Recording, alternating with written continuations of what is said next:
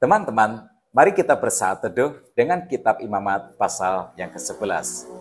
Kitab Imamat adalah pedoman ibadah Tuhan yang diberikan kepada umatnya supaya mereka dapat menikmati hadiratnya. Karena itu, di pasal yang ke-11 ini, kita melihat peraturan ilahi tentang apa yang boleh dimakan dan apa yang tidak boleh dimakan. Nah, ini adalah merupakan bagian dari ibadah kepada Allah. Dalam ayat 1 sampai dengan 44, kita punya daftarnya. Perlu diperhatikan bahwa daftar ini terbagi menjadi hewan darat, hewan air, dan hewan di udara. Ini adalah kategori yang sama yang kita temukan dalam kisah penciptaan, seperti yang diceritakan di dalam Kejadian pasal yang pertama. Makanan adalah dasar untuk kelangsungan hidup manusia. Tuhan yang menyediakan. Manusia harus menjalankan kekuasaan yang diberikan oleh Tuhan untuk kemuliaan nama Tuhan. Dengan murah hati, Tuhan menyediakan semua yang kita butuhkan. Melalui Adam dan keturunannya, bangsa Israel, Allah mengajarkan bahwa hidup kita sepenuhnya bergantung kepada Tuhan. Dalam ayat yang keempat, kita membaca larangan, tetapi inilah yang tidak boleh kamu makan. Ini juga mengingatkan kita kepada Taman Eden, di mana Tuhan berkata tentang satu pohon, kamu tidak boleh makan buahnya. Sejak awal, Tuhan memberikan batasan tentang makanan. Tuhan adalah pencipta segalanya, maka dia berhak untuk melakukannya. Nah, ada hubungan simbolis antara penetapan tentang makanan di Taman Eden dengan batasan di Kitab Imamat pasal yang ke-11 ini. Di Taman Eden, pembatasan tentang makanan diberikan di awal penciptaan. Adam dan Hawa boleh makan semua buah yang ada di Taman Eden itu kecuali satu, yaitu pohon pengetahuan tentang yang baik dan yang jahat. Itu tidak boleh untuk dimakan. Melanggarnya adalah sebuah dosa. Menjadikan manusia najis di hadapan Allah yang Maha Suci. Nah, ketika Adam dan Hawa melanggarnya, maka persekutuan Allah dengan manusia menjadi rusak. Dan sejak saat itu, manusia mengalami masalah dengan kesehatannya, baik secara fisik maupun secara rohani. Karena alasan inilah, maka Tuhan membatasi apa yang boleh dimakan dan apa yang tidak boleh untuk dimakan. Ini mengajarkan bahwa hidup manusia bergantung kepada Tuhan. Jadi prinsip bahwa manusia hidup bukan dari roti saja, itu sebenarnya sudah diajarkan sejak awal, sejak di Taman Eden.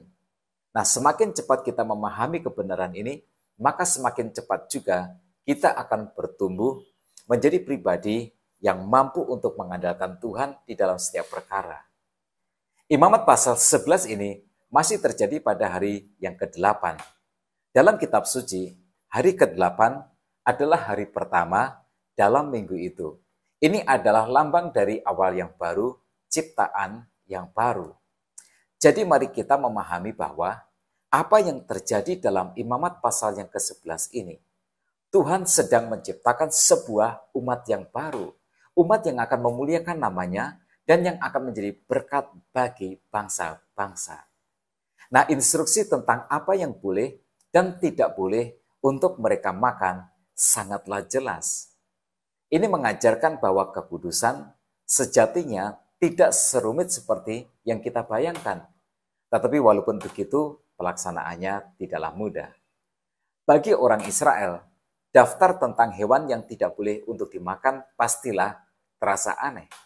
Saya yakin setidaknya 40% dari jenis hewan yang diharamkan ini belum dikenal oleh orang Israel yang tinggal 400 tahun di Mesir dan yang kemudian sekarang berada di padang belantara. Nah, Tuhan sedang menyiapkan mereka bahwa jika suatu hari nanti mereka bertemu dengan semua hewan ini di belahan dunia yang lain. Tetapi terlepas dari itu semua, Tuhan sedang menyiapkan suatu umat yang sedang berbaris menuju dunia yang baru. Nah, pertanyaan sekarang adalah, mengapa ada jenis hewan yang diharamkan? Apakah alasan dibalik pelarangan untuk makan binatang haram? larangan yang disampaikan Tuhan diberikan supaya umatnya diberkati dan menjadi berkat. Tuhan itu Maha Kudus dan umatnya harus bersaksi tentang kekudusannya. Hanya dengan mematuhi standar yang ditentukan oleh Tuhan Allah sajalah kebenaran ini menjadi lebih mudah untuk dipahami.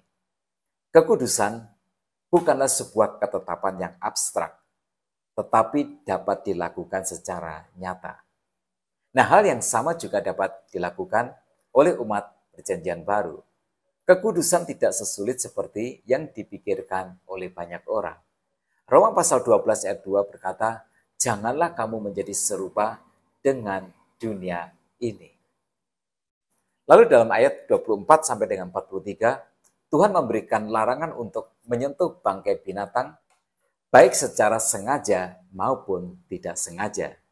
Menyentuhnya akan membuat Israel menjadi najis. Lalu ada ketetapan Tuhan tentang hewan yang merayap dan berkeriapan di atas bumi. Israel tidak boleh untuk memakannya. Nah, inti dari semua ini adalah Tuhan sedang mengajar umatnya bahwa kenajisan, pencemaran moral adalah virus yang menular. Karena itu harus diperbaiki. Tuhan ingin umatnya bebas dari polusi rohani dan jasmani. Tetapi yang patut untuk disyukuri adalah untuk kenajisan ini ada obatnya. Jika Israel melanggar, maka untuk menjadi tahir kembali, mereka harus menunggu dan mencuci. Siapapun yang telah tercemar baru bisa dianggap bersih setelah mereka mencuci pakaian mereka yang tercemar. Nah, ini mengarahkan kita kepada Injil. Selama berabad-abad, mereka yang Tuhan selamatkan dan yang akan Tuhan selamatkan harus menunggu hari yang bersejarah itu, di mana Mesias yang dijanjikan itu akan datang lahir di palungan. Dan ketika dia datang, orang-orang berdosa dapat dibasuh dengan darahnya yang dia curahkan di atas kayu salib di Bukit Golgota. Penyembuhan untuk kenajisan dosa kita datang melalui pengorbanan Yesus dan melalui pembasuhan air, yaitu baptisan. Nah, ini adalah pesan Injil. Nah, sekarang mari kita petik pelajaran dari larangan tentang apa yang haram untuk dimakan maupun disentuh. Yang pertama, kehidupan sehari-hari adalah persiapan bagi kehidupan rohani.